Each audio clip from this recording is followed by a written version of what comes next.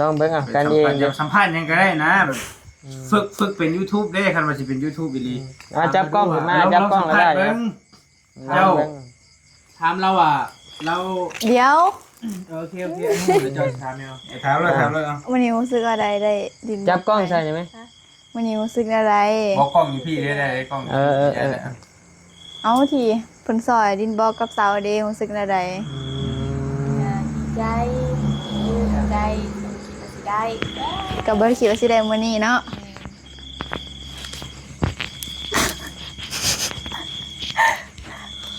ลองเบิ่งว่าสิได้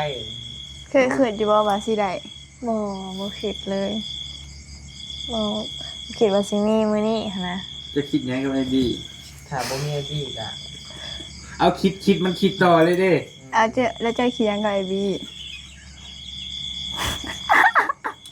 อันแม่ของลูกได้นะบ่อนาคตแม่ของลูกบ่นี่ได้อยู่เรากะได้อยู่ยินดีอยู่ผู้นี่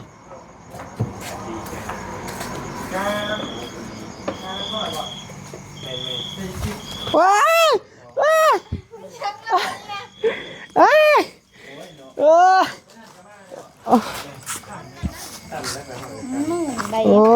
ยเนาะตกกี่ตมพี่น้องกันมือเปื้อนติได้แหละเดี๋ยวใจจำให้ก็ได้พี่น้องเอ้ยสองสาวเพิ่นล้างถ้วยได้พี่น้องเอ้ยเนาะสู้ๆมาดามโบสู้จะได้ซะน้องเตยสู้ๆนะจะได้ซะเดี๋ยวเดี๋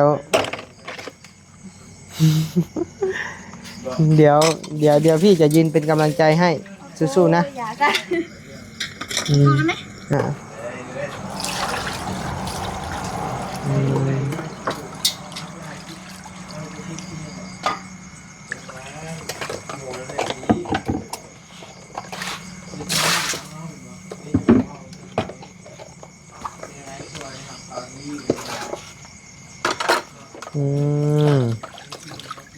ขักล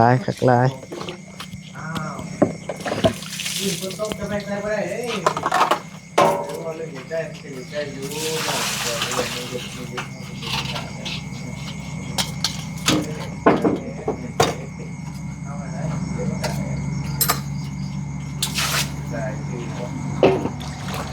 เบิ่งไอ้สิไล่ก็ได้มะโบ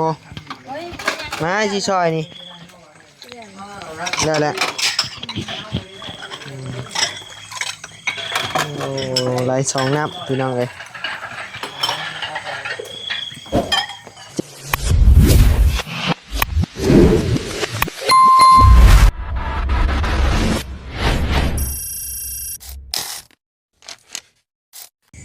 ถ้าเป็นเงินไทยกับประมาณพี่น้องเอ้ยเนาะเปิดคลิปเปิดภาพมากับกันกินแล้วน้ำพี่น้องเนาะเลยกับพากันมาเก็บกวดพี่น้องเลยเนาะเจ๋งเพ่งเลยพี่น้องเลยเนาะกาขอบคุณขอบใจเจ้าภาพเนาะจะไหนก็ขอให้เจ้าภาพจงเจริญพี่น้องเอ้ยเนาะให้อยู่ดีกินดีเนาะความเจ็บบ่ได้ความไข้บ่มีพี่น้องเอ้ยเนาะทุกพี่น้องเอ้ยพี่น้องเก็บแล้วพี่น้องเอ้ยขอบคุณขอบใจหลายๆเฮ้เฮโลสบายดีมาแต่เวียกบ่คือว่ามาแต่เวียกอารมณ์บ่อยากค่อยดีปานใดเนาะ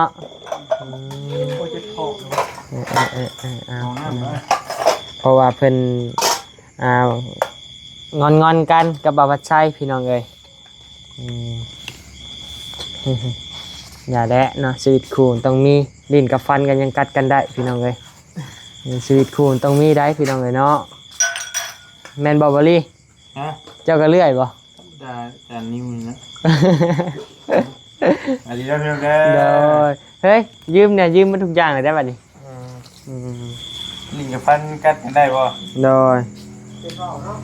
นำประชายังชีวิตคู่เฮาเนาะบ่ได้อยู่นำกันโตบ่ติดกันต้องมีมาจากพ่อกันติโดยคันว่าเลือดย่างกับบ่แม่นใช้เลือดเดียวกันเนาะมันก็ต้องมีกัน จะรู้แชร์เขาดีกันหรือแชร์กับป้ากัน บ่เอากันก็ว่าเปรียบเปรยไปเนาะว่ามันต้องมีแล้วเฮาก็ต้องปรับความเข้าใจกันและให้มันอยู่ดีมีสุขเนาะให้มันรับลื่นโอ้ตายตื่นมัดปรับความเข้าใจกันเนาะ เฮ็ดให้มันได้เด้อบัดเอาไปเด้อเฮ็ดมันได้คือว่า เฮาบ่ โอ้ยันเตะหมอเตะแหกคือเจ้าอยู่ไห้ เห็นยังเข้าบ่ได้เด้ โอ้เด็กพี่ได้ลูกชาวเพิ่นว่าแม่ยูเมียเฮากะลูกชาวเพิ่นว่าอยู่เฮ็ดเพิ่นใหม่เวทอีก เรียบร้อยติ ร้อยอีก เจ้าดิซะให้พาเฮ็ดสิวะ เว้ย พี่น้องเอ้ยพี่น้องเอ้ยมาอบอุ่นเฮือนชาตินะพี่น้องเนาะทางบาลีก็เดินทางมาแต่บ้านน้องน้อยพี่น้องเอ้ยมื้อนี้บ่มีกับบ่เมฆก็บ่ได้ขึ้นไปนะพี่น้องเนาะเพราะว่าขี่รถจักรมามื้อนี้พี่น้องเอ้ยเนาะฝนตกลัดทางแล้วก็บ่ได้ไปทางใดพี่น้องเอ้ยพากันอยู่เหมาะๆแม่ๆพี่น้องเอ้ยบ่ได้มีพี่ช่างบ่ได้เฮ็ดพี่ช่างนะพี่น้องเนาะอิ่มแล้วบ่กินข้าวกินน้ำ อิ่มแล้วเข้ามาทางนี้นะ เสื้อตัวนี้ไผซื้อให้บ่ยาวบ่เลื่อยเตียง ลูกชายตัวนี้ ลูกชายบ่ แม่ มีคอเนาะงาม มีบ่ชื่อเสือแล้วนี่ว่า โดย แต่เปลี่ยนมานี่แหละโอ้มินได้นี่ ในหนึ่งบ่ บ่ใส่ พี่น้องเอ้ยเนาะเพิ่นก็เก็บเครื่องเก็บของพี่น้องเอ้ย แหมมาล้างถ้วยซอยลูกสาวนะ ล้างเลยบ่เฮ้ย บุญเลย ล้างเลยบ่ แน่ล้างเลยแล้วตามหลักการเพิ่นสอนนะ ล้างก็ล้างนะไปค่อยๆสิล้างซอยไปค่อยไปล้างซอยไป ห้ามเซ่ แซ่มันสิเน่าสิเหม็นเนาะ มุดมิกอีสิขึ้นอะไร โดยหลายอย่างเน่าพร้อมหั่นแหละเรือนเฮาเดาเน่าดุ สวัสดีเด้อลูกชายเบาลี่เบาบี้ตาตีบพี่น้องเอ้ยอันนั้นกับตาตีบอยู่แต่ก็หล่อเนาะมอตาโลโลแหละคือผีนี่โอ้ล่างอันแม่ของลูกได้นะ บ่อนาคตแม่ของลูกบ่นี่ได้อยู่เรากะได้อยู่ยินดีอยู่พูนี่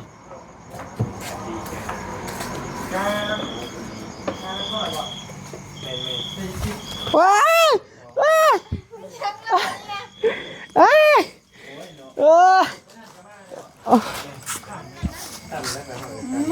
โอ้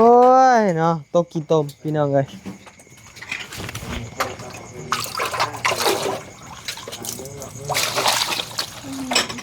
เมนลีเฮ้ยกล้องเห็นอยู่บ่ล่ะ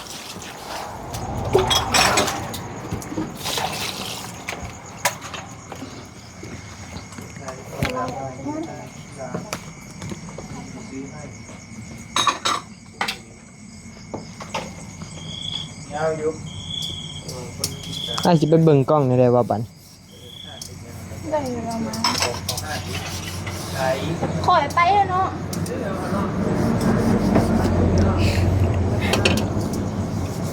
เยี่ยม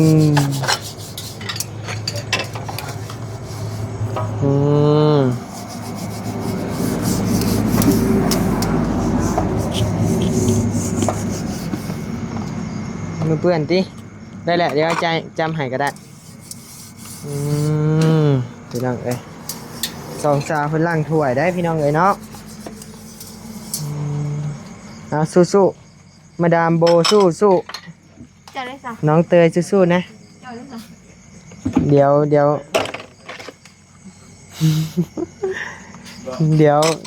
พี่จะยืนเป็นกำลังใจให้สู้ๆนะ อยากกันมองได้ไหม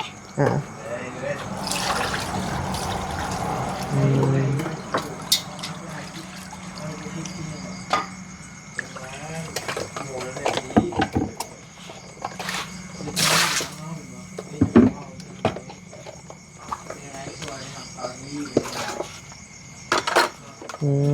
มคักหลายคักหลาย ยิงคนต้องจะไปใส่บ่ได้เด้ว่าเรื่องอยู่ใกล้มันอยู่ใกล้อยู่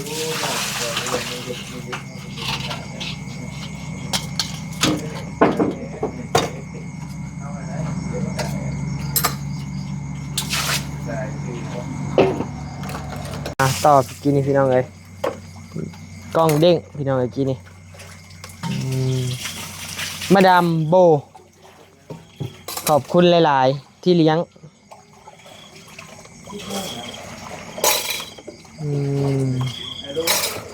เนมกล้องแน่แย่โอเค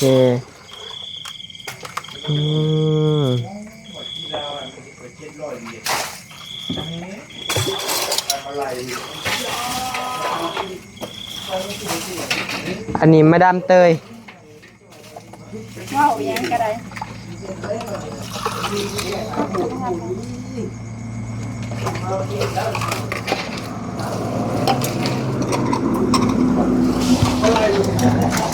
อันนั้นเช็ดมือเลยหนีบได้ปะ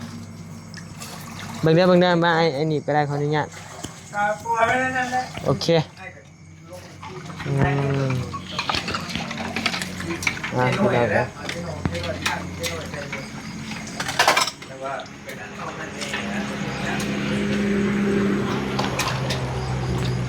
มาเบิ่งสาวๆเพิ่นล้างถ้วยล้างบวงพี่น้องเอ้ยมื้อนี้หลังจากกินแล้วนะเพียงเนาะมาไล่เบิ่งจังนี้เบิ่งไอ้สิไล่ก็ได้มาโบมาสิซอยนี่ได้แล้วโอ้ไล่สองนับพี่น้องเอ้ยเจเบลนี่สบายแล้วเจเบลเนาะเจเบลเพิ่นได้อะไร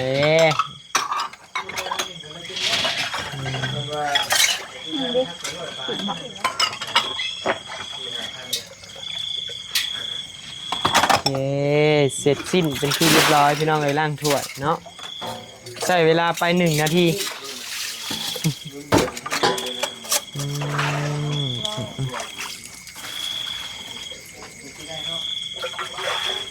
ไปพี่น้องเลย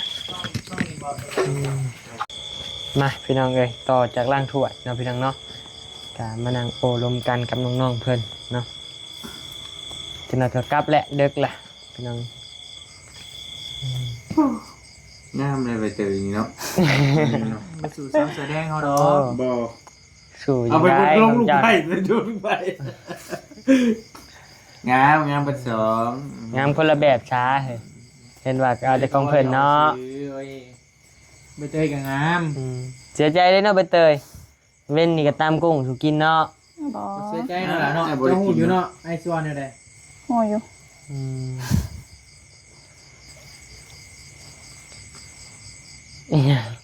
หูเบ็ดเขาเลยจ้ะบิดกล้อง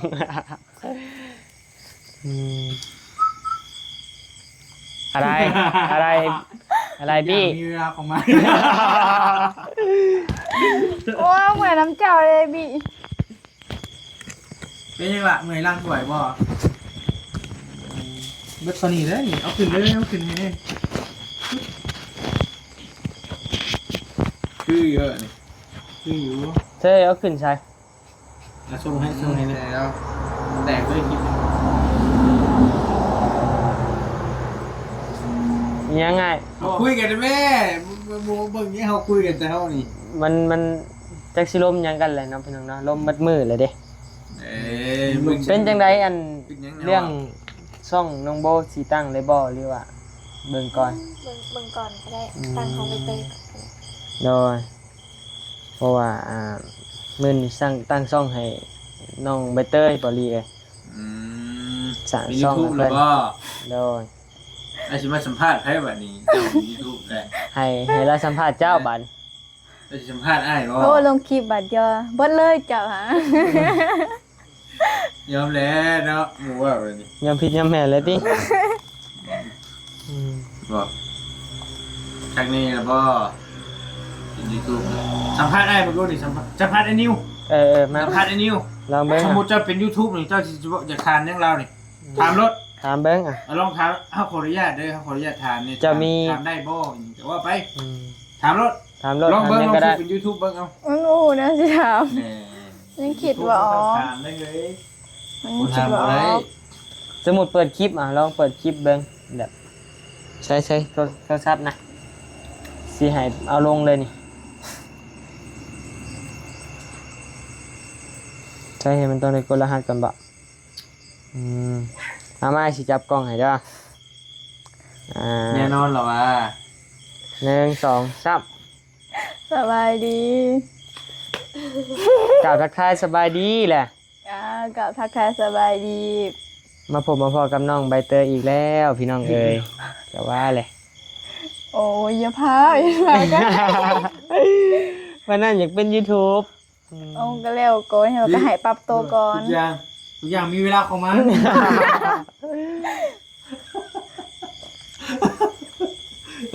เนาะทุกอย่างมีเวลาของมันน่ะดีได้ว่าเท่เลย แมนความอยู่จะเป็นหยังอยู่ก็ไม่รีหรือว่าบ่เป็นเว้ย อ้าวเก่งบ่เว้ย ยังเก่งอยู่ได้ มันมีกวมบ่ กวมมัน ไอ้ก็ว่าไอ้กันเองสุดอะไรนี่น่ะ สุดอยู่แต่ว่าบ่ฮู้ว่าสิว่าหยังพี่น้องเอ้ยเนาะ คอยเล่นคักแบบอยู่กับเรา บ่ว่าไรรู้ไรล่วงเหมือนกัน ไอ้สิมีหยังนี่โอ้ก็จะให้ไปเตยแล้วสัมภาษณ์เดี๋ยวผ่านสัมภาษณ์นิวอยู่นี่ ว่ะใส่เสื้อผิดทางเลยมัดมือให้สิ จะคิดหยังอยู่ก็มันอกหักอกหยังที่บอกหรือจะไดอกหักก็บอกกันเด้อ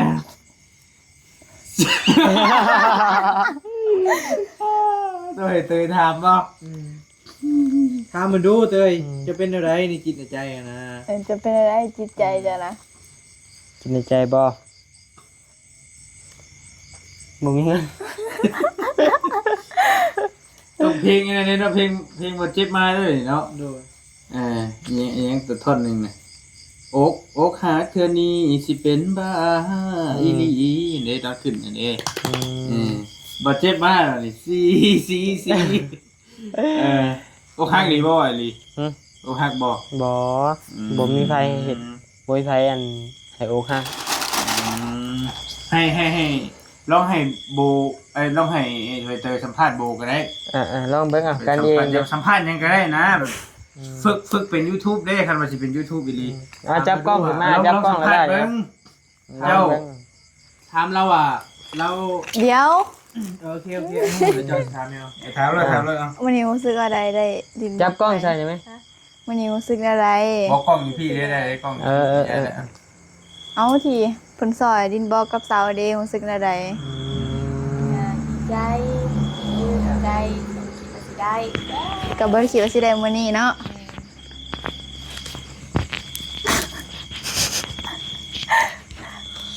เราเบิ่งว่าสิได้ เคยคิดอยู่บ่ว่าสิได้บ่คิดเลยบ่คิดว่าสิมีมื้อนี้หั้นนะ จะคิดยังกับไอ้บี ถ้าบ่มีพี่อ่ะ เอาคิดมันคิดต่อเลยเด้ แล้วเจ้าเขียนกับไอ้บีโอ้ยจะมีคิดอะไรพอก่อนโอ้ย คาดบ่ ไปปรับตัวก่อนยังใหม่ๆอยู่ ไม่เก่งอยู่เนาะ ขนาดปีหนึ่งเลยเด้นี่ยังบวปานใดได้คนนี้นะยังเป็นเคินอยู่คะแนนอยู่หน้ากล้องเดี๋ยวมีได้ คืนบ่เลยอ๋ออยู่หลังในค่ายเนตติ อยู่ลังเลยว่าวัวแบบแค่นี้ ไอ้ก็คือการเป็นบางสถานที่บางสถานที่ก็พอได้บางสถานที่ก็ยังทำตัวบ่ถือกันแล้ว คื แต่ อเดี๋ยวว่าเขาเข้าไปถ่ายอยู่ความทุกข์ยากอยู่แถวบ้านนอกที่ว่าเป็นเก่งเนี่ยมาเดี๋ยวนี้ผมเบิกบันไดนะบุกิน ได้กัน ไปนะพี่น้องนะสำหรับคลิปนี้ทางบันนี้ก็จะขอโตวลำลาก่อนนะพี่น้องนะเดี๋ยวพอกันใหม่ในคลิปหน้าสำหรับคลิปนี้ลาไปก่อน ไปเลยบ่ ไปเลย ไปเลย ยูทูบใหม่พี่น้อง YouTube ใหม่ ตามเนี่ย